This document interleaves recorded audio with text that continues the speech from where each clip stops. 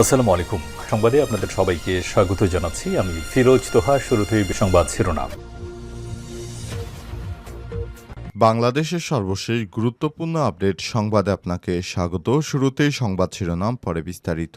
শুরুতেই জানাবো, জুলাই আন্দোলন এখনও শেষ হয়নি, বিরোধী শক্তি হামলার প্রস্তুতি নিচ্ছে বললেন প্রেস সচিব। প্রধান উপদেষ্টার প্রেস সচিব শফিকুল আলম বলেছেন, জুলাই আন্দোলন এখনও শেষ হয়নি, কারণ এর বিরোধী শক্তিগুলো এখনও সক্রিয় এবং তারা হামলার প্রস্তুতি নিচ্ছে। নিজের ভেরিফাইড ফেসবুক পেজে এ কথা লিখেছেন প্রধান উপদেষ্টার প্রেস সচিব। তিনি বলেন, তোমাদের মনে রাখতে হবে, তোমরা রাস্তা ছেড়ে বিশ্রামে যেও না। রাস্তা ফাঁকা পেলেই তারা আবার সেই রাস্তায় নেমে পড়বে। সুতরাং তাদেরকে প্রতিহত করা ছাড়া আমাদের হাতে দ্বিতীয় কোনো অপশন নেই।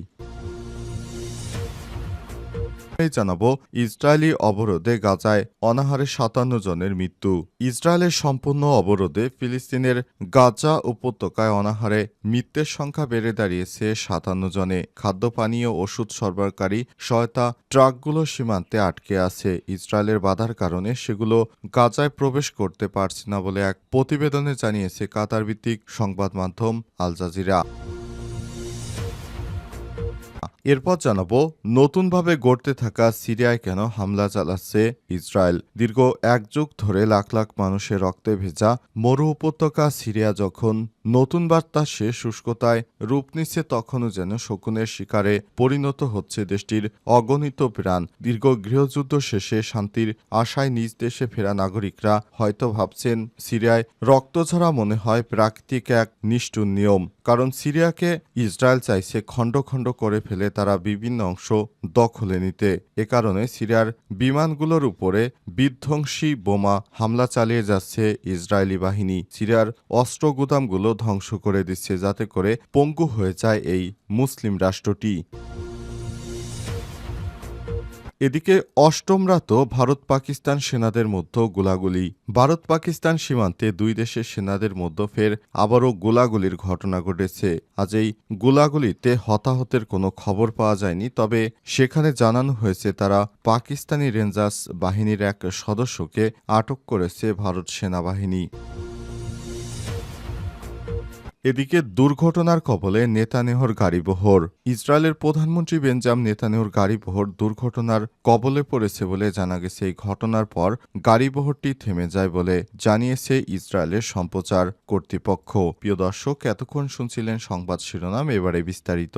তবে তার আগে বন্ধুরা, অনুরোধ থাকবে এই সংবাদটিতে একটি লাইক দিন। এই চ্যানেলে আপনি নতুন হয়ে থাকলে আমাদের সংবাদটি দেখতে দেখতে চ্যানেলটি সাবস্ক্রাইব করে রাখুন। আর বন্ধুরা, গাজা যুদ্ধে আপনি যদি নিরীহ ফিলিস্তিনিদের ভালোবেসে থাকেন, কমেন্টে ইয়েস লিখে বিশ্ববাসীকে জানিয়ে দিন। এবারে বিস্তারিত।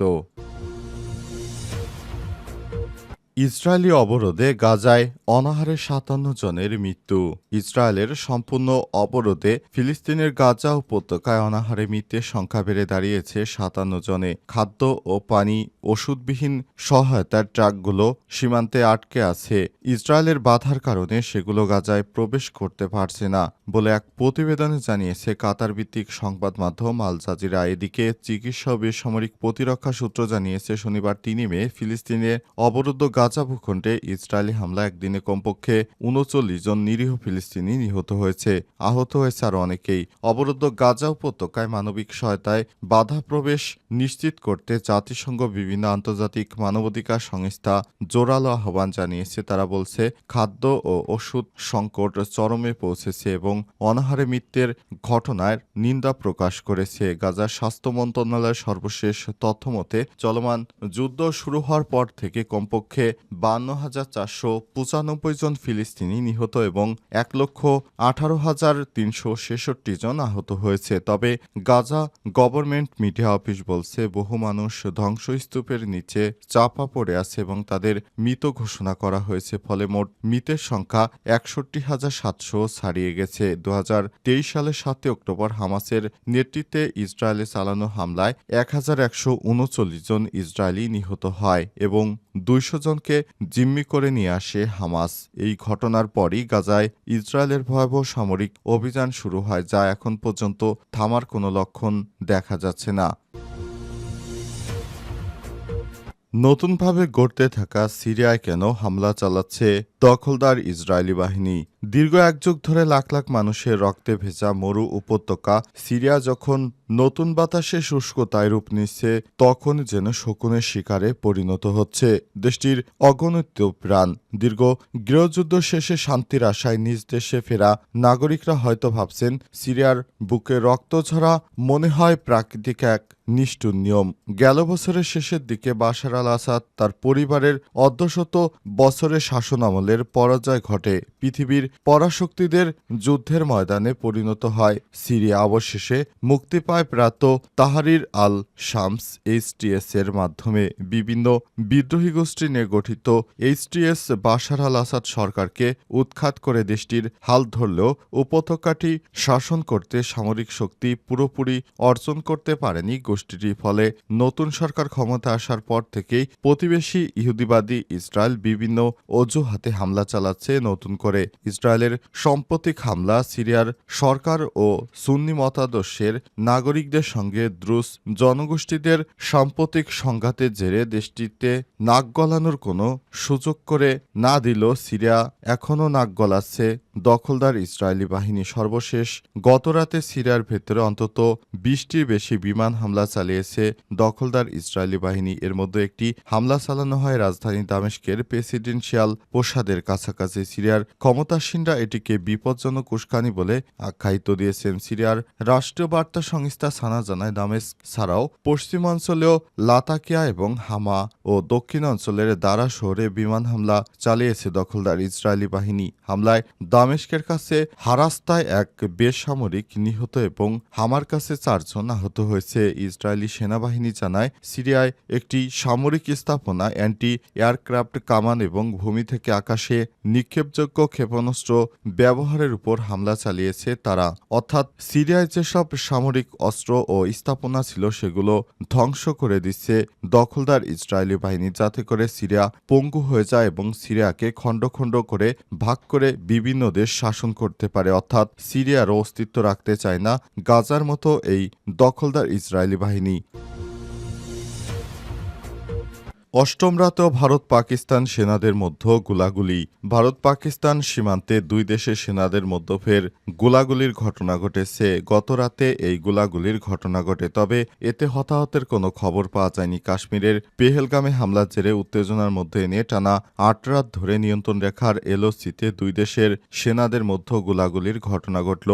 শুক্রবার 2 মে এক প্রতিবেদনে এই তথ্য জানিয়েছে ভারতীয় সংবাদ মাধ্যম এনডিটিভি। তবে এ নিয়ে পাকিস্তানের পক্ষ থেকে বা দেশটির সংবাদ মাধ্যমে এখনও কোনো তথ্য পাওয়া যায়নি। এনডিটিভির প্রতিবেদনের তথ্য মতে কাশ্মীরের নিয়ন্ত্রণ রেখা এলওসি বরাবর পাকিস্তান সেনাবাহিনী টানা 8ম রাতেও বিনা উস্কানিতে গুলি চালিয়েছে। বৃহস্পতিবার রাতে এবং গত রাতেও পাকিস্তানের বিভিন্ন চৌকি থেকে ছোট ছোট অস্ত্র দিয়ে গুলি চালানো হয়। এই গুলির লক্ষ্য ছিল কুপওয়ারা, বারামুল্লা, পুঞ্চ, নওশেরা এবং আখনুর। জম্মু কাশ্মীরের এই এলাকাগুলোর বিপরীতে থাকা ভারতীয় পোস্টগুলো ভারতীয় সেনাবাহিনী এই 740 কিলোমিটার দীর্ঘ সীমান্ত জুড়ে পাল্টা জবাব দিয়েছে। উল্লেখ্য, এই গোলাগুলি এমন এক সময় হয়েছে যখন এপ্রিলে 22 তারিখ পেহেলগামে 26 জন নিহত হওয়ার পর ভারত ও পাকিস্তানের মধ্যে টানাপোড়েন চরমে পৌঁছেছে। দুই দেশে একে অপরের বিরুদ্ধে পাল্টাপাল্টি নানা শাস্তিমূলক ব্যবস্থা গ্রহণ করেছে। জুলাই আন্দোলন এখনও শেষ হয়নি, বিরোধী শক্তি হামলার প্রস্তুতি নিচ্ছে বললেন প্রেস সচিব। প্রধান উপদেষ্টার প্রেস সচিব শফিকুল আলম বলেছেন, জুলাই আন্দোলন এখনও শেষ হয়নি, কারণ এর বিরোধী শক্তিগুলো এখনও সক্রিয় রয়েছে। তারা হামলার প্রস্তুতি নিচ্ছে। নিজের ভেরিফাইড ফেসবুক পেজে এসব কথা লিখেছেন প্রধান উপদেষ্টার প্রেস সচিব। তিনি আরও লিখেছেন, গত 9 মাসে আমি বুঝতে পেরেছি যে জুলাই শেষ নয়। এটি কেবল একটি সময়কাল নয়, এটি একটি ফ্রন্টলাইন যেটিকে প্রতিদিন রক্ষা করতে হয়। শফিকুল আলম আরও বলেছেন, যারা জুলাই বিরোধিতা করেছিলেন তারা হারিয়ে যায়নি, তারা দেখছে, অপেক্ষা করছে, আবার হামলা চালানোর প্রস্তুতি নিচ্ছে। তিনি 2 ধরনের দৃষ্টিভঙ্গি উল্লেখ করেছেন। একটি পক্ষ চায় গণতান্ত্রিক, মুক্ত ও প্রগতিশীল বাংলাদেশ, আরেক পক্ষ চায় লুটেরা, বংশগত ও চেতনাবাজি শাসন ব্যবস্থা যা অতীতে দুর্নীতির ছায়া আঁকড়ে ধরে আছে। তিনি সতর্ক করে বলেছেন, আর ভুল করো না, যখনই তুমি বিশ্রাম নাও, ভাবো যে লড়াই শেষ, তখনই তারা ফিরে আসে হিংস্র প্রোপাগান্ডা আর বিষ ছড়িয়ে, অর্থাৎ তুমি যখনই অবসরে যাবে তখনই তারা এসে আক্রমণ করতে চাইবে। সুতরাং তোমার দায়িত্ব হচ্ছে তুমি রাস্তা ছেড়ো না। শফিকুল আলম আর বললেন তারা অপেক্ষা করে রাস্তাগুলো কখন ফাঁকা হবে যেন আবার দখলে নিতে পারে, কিন্তু আমি শিখেছি আমরা কখনোই রাস্তাগুলো ছেড়ে দিব না। শুধু রাস্তা নয় বরং আদর্শের রাস্তা আমরা ছেড়ে দিব না, যাতে করে তারা আর ভবিষ্যতে কখনোই দেশের উপর চাপতে না পারে।